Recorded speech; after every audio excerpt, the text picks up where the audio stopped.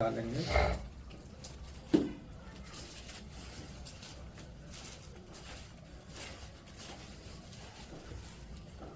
ये में आज 17 अध्याय मिल गया सभी को।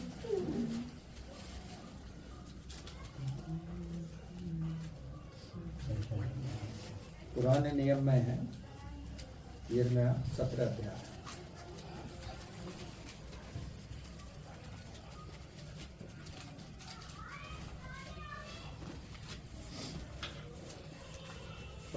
विशाल भाई के साथ पढ़ेंगे, 5 से पढ़ेंगे 10 तक। यहोवा यो कहता है, स्त्रापित है वह पुरुष जो मनुष्य पर भरोसा रखता है और उसका सहारा लेता है, जिसका मन यहोवा से भटक जाता है। वह निर्जल देश के अधमरे पेड़ के समान होगा और कभी भलाई न देखेगा। वह निर्जल और निर्जन तथा लोन छाई भूमि पर बसेगा। धन्य है वह पुरुष जो यहोवा पर भरोसा रखता है, जिसने परमेश्वर को अपना आधार माना हो। वह उस वृक्ष के समान होगा जो नदी के किनारे लगा हो और उसकी जड़ जल के पास फैली हो।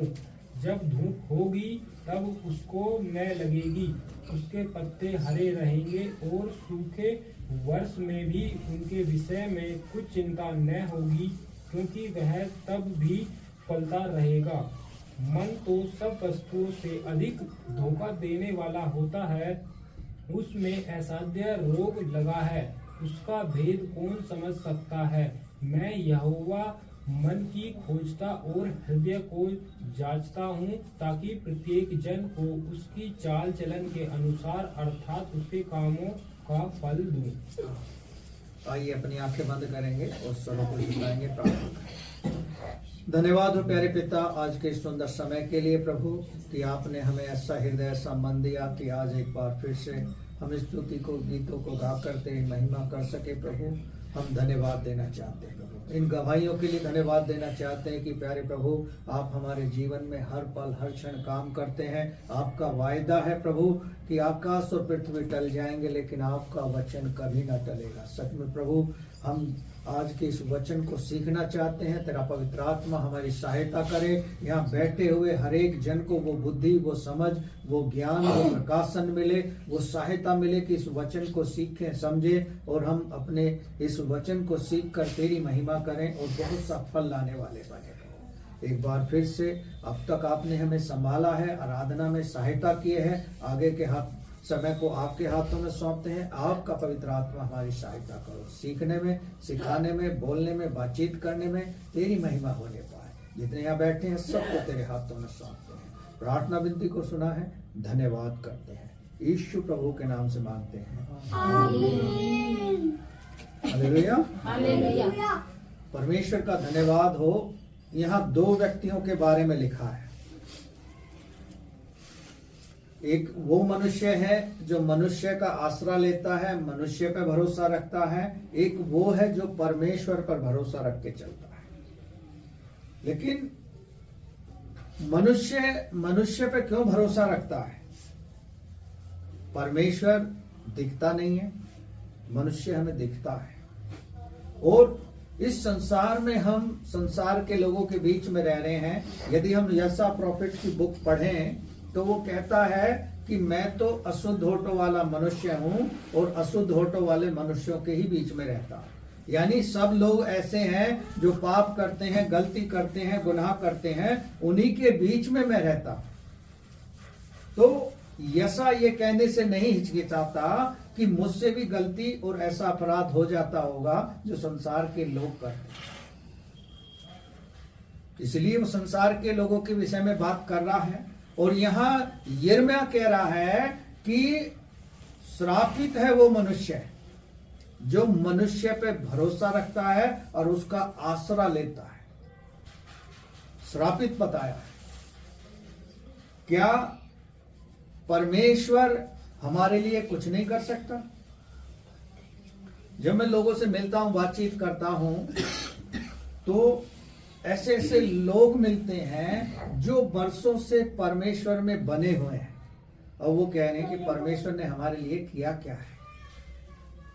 लेकिन सबसे पहला आश्चर्यक्रम परमेश्वर ने हमें इस संसार में जिंदा रखा है, वो बहुत बड़ी बात है। अन्य लोग चलते हैं, रास्ते में कुछ भी हो जाता है, वो अपने घर लौटकर तक वापस नहीं आ पाते।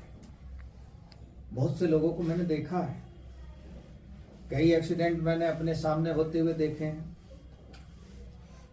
तो ये परमेश्वर का अनुग्रह है आप पर, हम पर, कि हम जीवित हैं और आज उसके पास हैं, उसके निकट हैं, क्योंकि परमेश्वर ने हमें छुड़ाया है। यशा में ही कहता है, मैंने तुझे नाम लेकर बुलाया है और छुड़ाया है हर एक रोगों से, हर एक बीमारी से, हर एक बंधन से, हर एक पाप से। जब उसने हमें छुड़ाया है तो परमेश्वर की रिस्पॉन्सिबिलिटी है कि वो हमारे साथ रहेगा। यहोशू 1 अध्याय निकालें।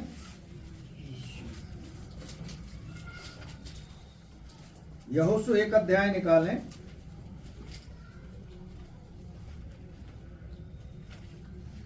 उसे पढ़ें 5 से।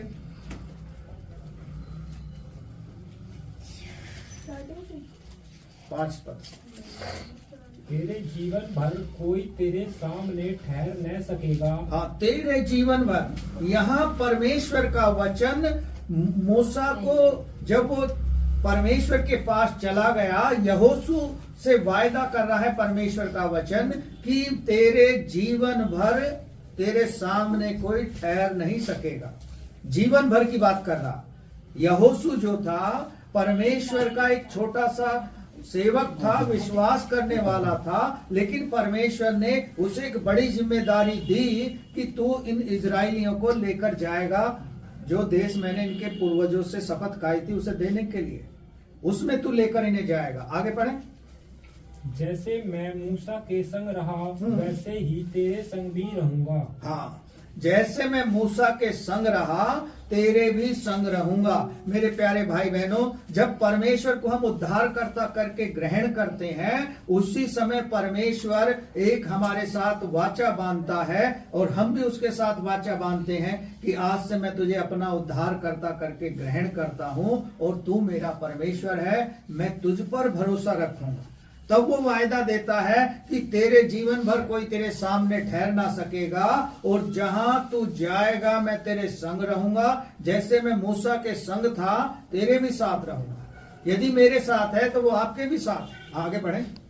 और न तो मैं तुझे धोखा दूंगा और न तुझको छोड़ूंगा। हाँ, ना मैं तुझे धोखा दूंगा, ना मैं तुझको छोड़ूंगा। हम और आप धोखा दे देते हैं परमेश्वर।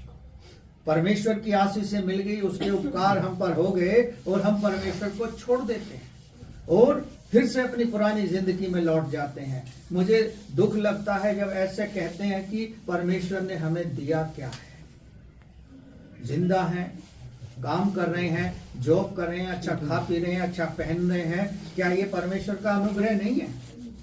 हम अपने पुराने जीवन को देखें तो हमारे पास क्या था? कुछ नहीं था, लेकिन सब परमेश्वर ने दिया है और परमेश्वर को हमें धोखा देने की आवश्यकता नहीं है। क्या हम परमेश्वर को धोखा दे सकते हैं? यदि आप पौलुस की लिखी हुई थिस्सलुनीकियों की पत्री को लिखोगे, पढ़ोगे, तो उसमें साफ लिखा है, क्या हम परमेश्वर को धोखा दे सकते हैं? क्या हम परमेश्वर से छिप सकते हैं? नहीं छिप सकते। आगे पढ़ें। इसलिए हिया बांध कर दृढ़ हो जा, क्योंकि जिस देश को देने की शपथ मैंने इन लोगों के पूर्वजों से खाई थी, उसका अधिकारी तू इन्हें करेगा। हाँ, तू इन्हें करेगा। जो शपथ खाई थी मैंने इनके पूर्वजों से, उस देश में तू इन लोगों को लेकर जाएगा। इसलिए हिया बांध ले, दृढ़ हो जा और डर मत, विश्वास रख केवल। हाँ, आगे। इतना हो कि तू हिया बांध कर और बहुत दृढ़ होकर जो व्यवस्था मेरे दास मूसा ने तुझे दी है उन सब के अनुसार करने में चौकसी करना। हाँ, जो व्यवस्था परमेश्वर का वचन जो हमें मिला है, इसके हिसाब से अपने जीवन को हम जिएंगे तो कभी हम किसी के सामने लज्जित नहीं होंगे। परमेश्वर कभी हमें किसी के सामने लज्जित नहीं होने देगा, क्योंकि भजन संहिता 34 में लिखा है, जितनों ने परमेश्वर की ओर दृष्टि की है उनका मुख कभी काला नहीं हुआ। परमेश्वर बड़े बड़े आश्चर्य कर्म करता है। जब हमने उस पर विश्वास किया है, उसके पास आए हैं, तो परमेश्वर हमारे लिए सब कुछ पूरा करेगा, उसका वायदा है। आगे पढ़ें। और उससे न तो दाहिने मुड़ना और न बाएं, तब जहाँ जहाँ तू जाएगा वहाँ वहाँ तेरा काम सफल होगा। हाँ, जहाँ जहाँ तू जाएगा काम भी सफल होंगे, लेकिन शर्त इतनी है, न दाएं मुड़ना न बाएं मुड़ना।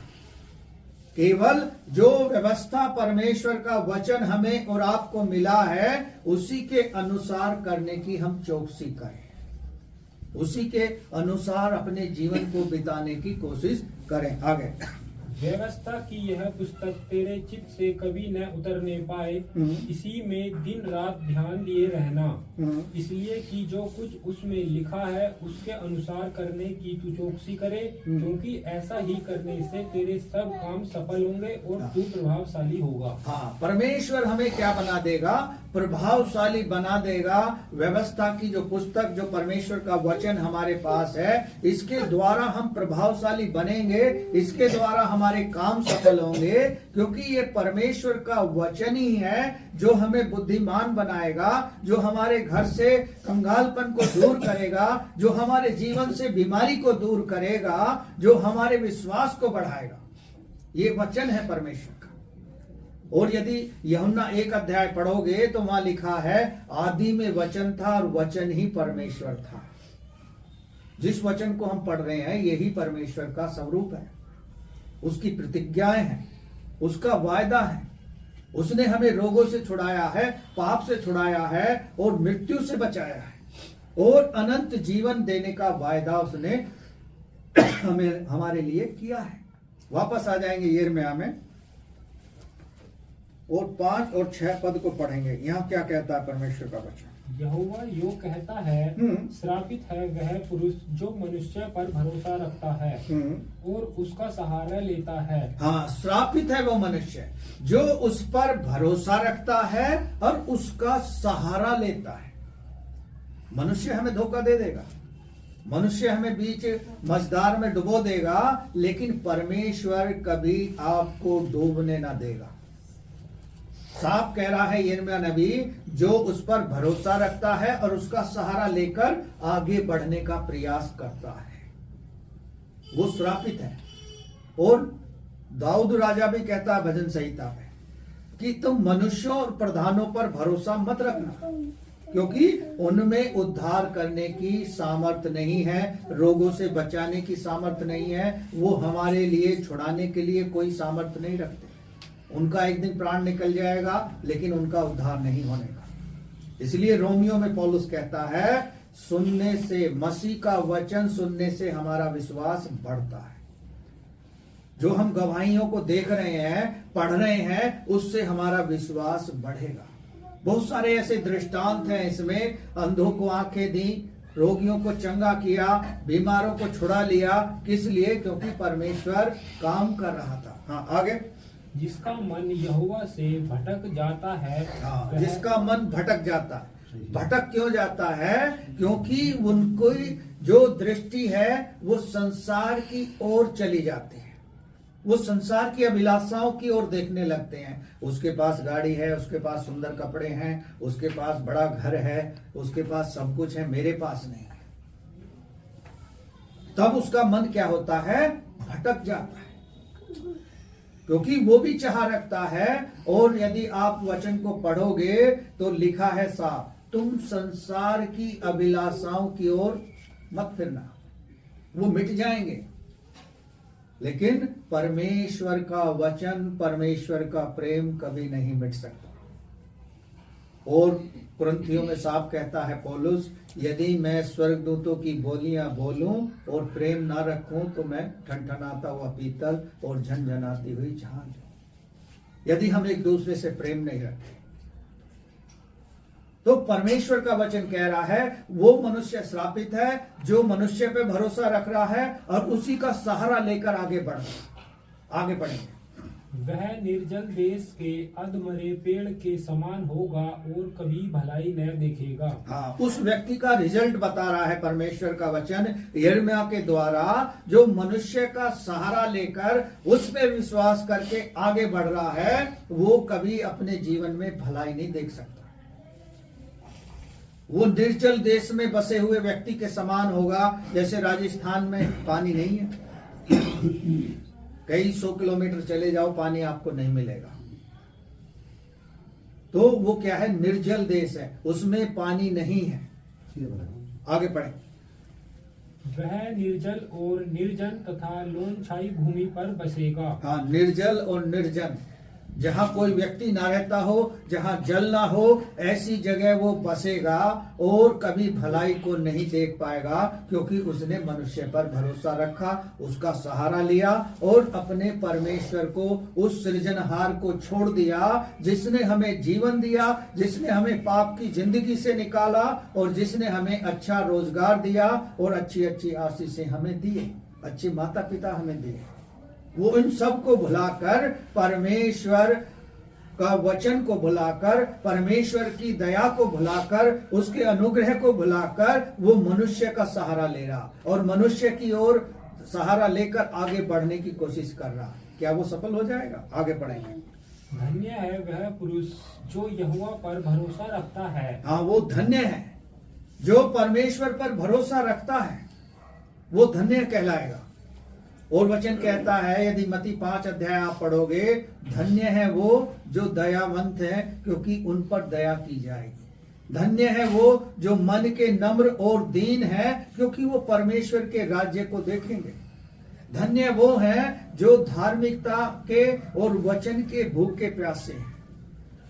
धन्य कह रहा, और यहाँ कह रहा है धन्य है वो जो मनुष्य परमेश्वर पर भरोसा रखता है, वो धन्य है। हाँ, जिसने परमेश्वर को अपना आधार माना हो, वह उस वृक्ष के समान होगा जो नदी के किनारे लगा हो और उसकी जड़ जल के पास फैली हो। जब धूप होगी तब उसको न लगेगी, उसके पत्ते हरे रहेंगे और सूखे वर्ष में भी उनके विषय में कुछ चिंता न होगी, क्योंकि वह तब भी फलता रहेगा। हाँ, तब भी फलता रहेगा। कोई चिंता की बात नहीं होगी कि वो व्यक्ति उस वृक्ष के समान होगा, चाहे धूप लगे, चाहे आंधी आए, तूफान आए, लेकिन वो फलता रहेगा, वो परमेश्वर में बढ़ता जाएगा, वो आशीषें पाता जाएगा। जो उसके विरोधी हैं, जो उससे चिढ़ने वाले हैं, जो उससे जलन रखने वाले हैं, वो ऐसे ही लोनछाई भूमि पर, निर्जल भूमि पर बसे रहेंगे, क्योंकि वो परमेश्वर को अपना आधार और अपना भरोसा, अपना विश्वास परमेश्वर पर नहीं दिखा पा रहे। इसलिए परमेश्वर उनसे सब कुछ छीन लेगा। प्रकाशित वाक्य को पढ़ोगे आप, लिखा है, तू चेत कर कि कहां से गिरा, तूने पहला सा प्रेम छोड़ दिया है और धीरज छोड़ दिया है, अब मैं आऊंगा तेरे दीवट को हटा लूंगा। दीवट का मतलब है अब मैं तुझसे आशीषें वापस छीन लूंगा, क्योंकि वही दे रहा है, वही छीन लेगा। तब हमारा जीवन क्या होगा? तब हमें लगेगा कि हम पहले से ज्यादा भयानक स्थिति में आ गए। बहुत सारे लोगों का रिजल्ट मैं जानता हूं, जिनको मैंने देखा है, नाश होते हुए देखा है और बढ़ते हुए भी देखा है, आशीषें पाते हुए भी देखा है, लेकिन परमेश्वर को अपना आधार नहीं माना, ना उस पर विश्वास रखा, और वो उस वृक्ष के समान हो गए जो बहती नालियों के किनारे नहीं लगा, वो लोनछाई भूमि पर है। आपने राजस्थान में 2 चीजें ज्यादा देखेंगे जब कभी जाएंगे, एक तो बबूल के पेड़ और एक खजूर के पेड़, क्योंकि उन्हें पानी की जरूरत नहीं होती, वो अपने आप हो जाते। और जितना तराई क्षेत्र में आ जाओगे, हर प्रकार का पेड़ पौधे आपको मिलेंगे। भजन संहिता 1 को पढ़ोगे, लिखा है, धन्य है वो व्यक्ति जो यहोवा के मार्गों पर चलता है और ना ठट्टा करने वालों की मंडली में बैठता हो, ना दुष्टों के मार्ग जैसी चाल चलता हो। वह उस वृक्ष के समान होगा जो बहती नालियों के किनारे लगा है। अपनी ऋतु में फलेगा, अपनी ऋतु में फल लाएगा, और उसके पत्ते कभी आपने मुरझाए हुए या सूखे नहीं देखे होंगे। ऐसा ही हमारा मसीही जीवन है। यदि हम परमेश्वर पे भरोसा करके उसको आधार मान के चल रहे हैं, तो परमेश्वर में हम फलते रहेंगे, आशीषें पाते रहेंगे, और हम बढ़ते जाएंगे, क्योंकि परमेश्वर ने हमें आशीषें देने के लिए बुलाया, भटकने के लिए या लोंचाई भूमि पर जाने के लिए नहीं, बल्कि परमेश्वर ने इसीलिए बुलाया है। उसने चुना है, नाम लेकर बुलाया है, इसलिए वो जानता है कि मुझे क्या करना है। आगे पढ़ेंगे। मन तो सब वस्तुओं से अधिक धोखा देने वाला होता है, उसमें असाध्य रोग लगा है। हाँ, ये मन ही है हमारा जिसमें असाध्य रोग लगा है। मती रची सुसमाचार आप पढ़ोगे, बीज बोने वाला बीज बो रहा था और वो बो के चला गया, फिर शैतान आया और अपना बीज बो के चला गया। चेलों ने कहा यीशु मसीह से जाके, परमेश्वर से कहा कि क्या करें अब? बीज तो उसने, किसान ने बो दिया और शैतान ने बो दिया। अब परमेश्वर का पुत्र यीशु कहता है अब दोनों को बढ़ने दो, क्योंकि चेले चाहते थे कि उसे उखाड़ दें। उनने कहा अब दोनों को बढ़ने दो। शैतान हमारे जीवन में आता है और बीज बो के चला जाता है। एक के मन में बोया कि ये चीज गलत है, उसको सपोर्ट करने वाले अपने आप खड़े हो जाएंगे, लेकिन वही एक जहरीला बीज या जंगली बीज हमारी सारी फसल को बर्बाद करेगा। कहते हैं ना, घर में एक खिड़की में दीमक लग जाए, वो सारे घर में लग जाएगी। ऐसे ही शैतान है, किसी एक के हृदय में घुस गया, फिर वो सबके में घुसेगा, सबका हृदय कठोर करेगा, क्योंकि हम अपने विश्वास की रखवाली नहीं कर पा रहे, हम अपने विश्वास को बचा नहीं पा रहे। क्यों? क्योंकि ना हम वचन पढ़ते हैं, ना प्रार्थना करते हैं, ना हम संगति में जाते हैं। क्रिसमस आ गया तो अच्छे से डिसेंट हो गए और डेंटिंग पेंटिंग करके पहुंच गए, और बड़ी खुशी से हंस के गले मिल रहे हैं, जय मसीह की, हैप्पी क्रिसमस।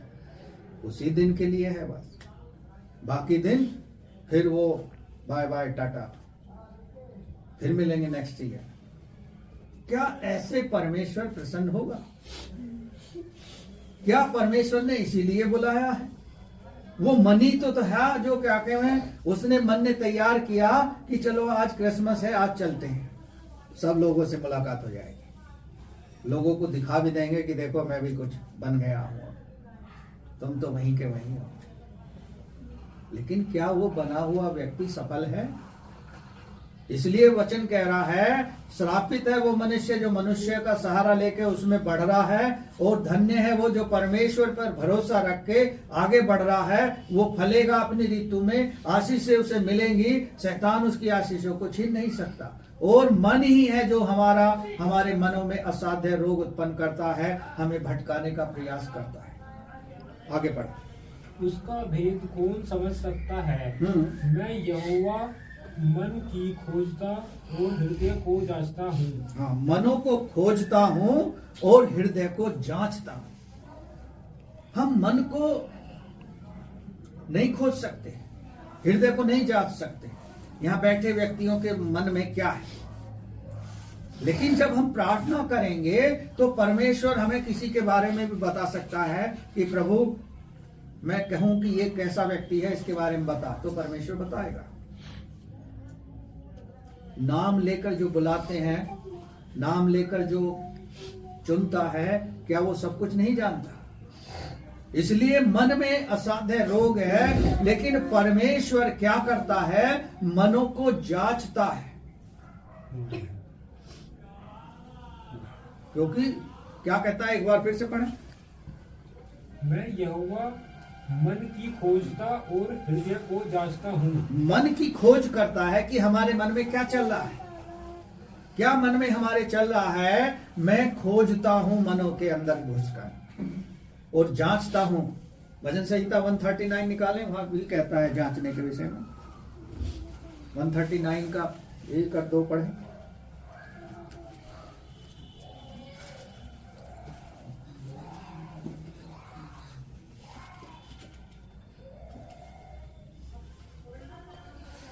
हे यहोवा, तूने मुझे जांच कर जान लिया है। हाँ, यहाँ कह रहा है राजा दाऊद, हे परमेश्वर तूने मुझे जांच कर जान लिया है। यहाँ तो कह रहा है यिर्मयाह कि मैं जांचता हूँ और खोजता हूँ। यहाँ परमेश्वर का सेवक कह रहा है कि तूने मुझे जान लिया है, जांच लिया है। हाँ, तू मेरा उठना बैठना जानता है और मेरे विचारों को दूर ही से समझ लेता है। हाँ, उठना बैठना जानता है और विचारों को दूर ही से परमेश्वर जान लेता है कि इसके मन में क्या चल रहा है,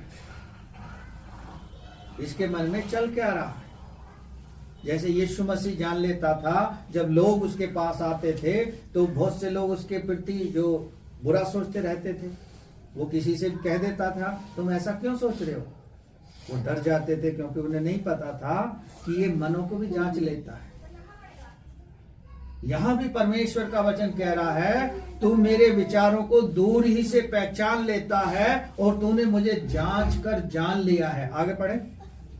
मेरे चलने और लेटने की तू भली भांति छानबीन करता है और मेरी पूरी चाल चलन का भेद जानता है। पूरे चाल चलन का भेद परमेश्वर हमारे और आपके जानता है। हमने पहले क्या किया है उसको भी जानता है, अब हम क्या करने वाले हैं उसे भी जानता है, और जो मुख में हमारे विचार आ रहे हैं वो उनको पहचानता ही है कि अब हम क्या मांगने वाले हैं, अब क्या उससे कहने वाले हैं। वापस आ जाएंगे यिर्मयाह में। यहां साफ कह रहा है मनों को खोजता है और हृदयों को जांचता है। किस लिए? आगे पढ़ें। ताकि प्रत्येक जन को उसकी चाल चलन के अनुसार अर्थात उसके कामों का फल दूं। चाल चलन के अनुसार और उसके कामों का प्रतिफल वो उसे दे सके। इसलिए परमेश्वर हमें जांचता है, मनों को और विचारों को हमारे जानता है कि हमारे चाल चलन के हिसाब से परमेश्वर हमें रिवॉर्ड देगा। बहुत से लोग देखे मैंने, बड़ी बड़ी बीमारियां ठीक हुई हैं। कैंसर तो एक छोटी चीज है, किडनी के रोग छोटी चीज है, परमेश्वर ने बड़े बड़े काम किए हैं। लेकिन परमेश्वर चाहता है कि पूर्ण रूप से चंगाई पालो, पूरी शारीरिक चंगाई पालो। एक बीमारी से तो चंगाई परमेश्वर दे ही देगा, उसका वायदा है, क्योंकि उसका वायदा है कि मैं तेरे सारे रोगों को चंगा करूंगा। और निर्गमन की पुस्तक पढ़ोगे, लिखा है हर रोग मिटाने की शक्ति उसके पास है। लोगों को जब आप बातचीत करोगे, बताओगे अपनी गवाही के विषय में, तो लोग अमेजिंग करेंगे कि क्या कैंसर बिना दवाई के ठीक हो सकता है। अमेजिंग करेंगे। यहां परमेश्वर का वचन कहता है कई जगह कि उसके आश्चर्य कर्मों को देखकर लोग चकित हो जाएंगे। क्या चंगाई कैंसर से मिल सकती है बिना मेडिसिन के, बिना डॉक्टरी के? क्योंकि वो भूल जाते हैं कि जो परमेश्वर है बनाने वाला, जो शरीर का रचने वाला है, शरीर के अंगों को बना रहा है, वो जानता है कि कहाँ कमी है, वही उसे दूर कर सकता है। यदि दूसरा इतिहास 7 अध्याय का 14 पद आप पढ़ोगे, वो कहता है यदि मेरी प्रजा के लोग जो मेरे कहलाते हैं मुझसे दीन होकर प्रार्थना करें। क्या कहता है? मुझसे दीन होकर प्रार्थना करें और बुरी चाल से फिरें, बुरी चाल चलन से मन फिरा ले, तो मैं उन्हें फिर से ज्यों का त्यों कर दूंगा। Hallelujah, hallelujah. यानी बुरी चाल से फिर कर, पश्चाताप करके हम फिर से उससे प्रार्थना करेंगे तो फिर से वो हमें पहले जैसा बना देगा। Hallelujah, hallelujah. वचन में लिखा है मैं तुझे नया हृदय नया मन दूंगा। यिर्मयाह की पुस्तक आप पढ़ोगे, लिखा है 37 अध्याय में, मैं तुम्हें नया हृदय नया मन दूंगा क्योंकि मैंने तुझे अपनी जूफा से धोके शुद्ध किया है। यानी अपना लहू बहा के परमेश्वर ने हमारे पापों से हमें छुड़ाया है। हालेलुया, इसलिए वो चाहता है कि हर रोग मिटाने की शक्ति उसके पास है। इसलिए मन को परमेश्वर के हाथों में सौंप दे। क्योंकि वो खोजता है, जांचता है, वो परखता है और हमारे चाल चलन के कामों के हिसाब से हमें रिवॉर्ड देता है। वो हर एक के चाल चलन को देखता है। प्रकाशित वाक्य को पढ़ोगे, लिखा है जब वो आएगा तो सबके काम प्रकट हो जाएंगे, जो अंधेरे में किए हैं वो भी और जो उजाले में किए हैं वो भी। कोई ऐसी चीज नहीं है जो ढांक दी जाएगी। हाँ, वचन में इतना जरूर लिखा है, यदि तू अच्छा मित्र है तो अपने मित्र की बुराई को ढांक दे। ये नहीं कि उजागर कर दे, जैसे माता बहनें करती है ना, तेरी तो लड़की पक गई थी, उसने कहा होगा बताना नहीं किसी से, मैं तुम्हें बता रही हूँ क्योंकि तुम मेरे अच्छे दोस्त हो। लेकिन दोस्ती गई भाड़ में, जब झगड़ा हो जाता है ना, वो तुरंत बक देते हैं कि देख तेरे घर में ऐसा हो गया था, क्योंकि फिर वो अपनी, कहते हैं ना, अब मैं अपनी औकात में आ गया, तो इस तरह से वो उसका सारा बखान कर देते हैं। इसलिए परमेश्वर का वचन कहता है, मैं मनों को जांचता हूं और हृदय को परखता हूं, ताकि उसके चाल चलन के हिसाब से उसे बदला दे सकूं। भजन संहिता 39 पढ़ोगे, वहां राजा दाऊद कहता है, एक राजा कहता है कि मैं अपने चाल चलन के विषय में चौकसी करूंगा। चौकसी मतलब गलत काम नहीं करूंगा। जो मुझसे हो गया पहले वो अच्छी बात है, तूने भुला दिया, क्षमा कर दिया, लेकिन आगे से मैं कोई ऐसी अनुचित चाल नहीं चलूंगा जो आपको ना भाती, जो आपकी दृष्टि में बुरी हो। इसलिए परमेश्वर का वचन कहता है कि यदि हमें अपने आप को उसके हाथों में सौंपेंगे और उस पर विश्वास करेंगे, उसको आधार मान के चलेंगे, तो परमेश्वर हमें फलवंत करेगा, आशीषित करेगा। हालेलुया। हालेलुया। परमेश्वर का धन्यवाद।